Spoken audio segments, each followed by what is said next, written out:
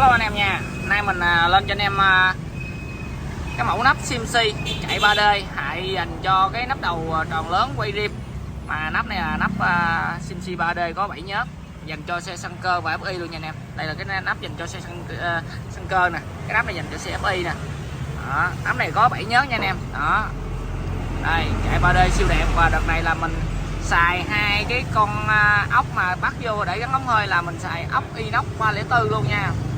Đó, lên xe nó rất là đẹp ha. Và một cái nắp tròn CNC có 7 nhớt mẫu CNC 3D này mình bán cho anh em giá là 480.000 một cái nha anh em, và miễn phí giao hàng toàn quốc luôn. Và nắp này bên mình đã thiết kế đây là có cái chân này là bát chặn cam luôn. Anh em về gắn được tất cả các loại bánh cam, từ bánh cam zin tới bánh cam có tăng chỉnh, bánh cam đồ chơi là đưa vô là lút and lay nha anh em. Đó, không cần phải mài dũa ở bát chặn cam thì kia gì hết. Đó, rất là hiệu quả nha. Đây là cái có cái 7 nhớt trong đây rất là hiệu quả, là chống nhớt nó văng lên ngay chỗ cái ống này. 480 cái nha anh em.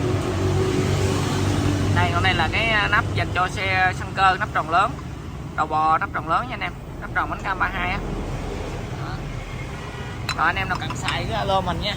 Hàng thì em có nhiều, đó, có nhiều để phục vụ cho anh em. Anh em cần thì cứ alo mình nha. Đó, em có nhiều lắm, có nhiều hàng để phục vụ cho anh em.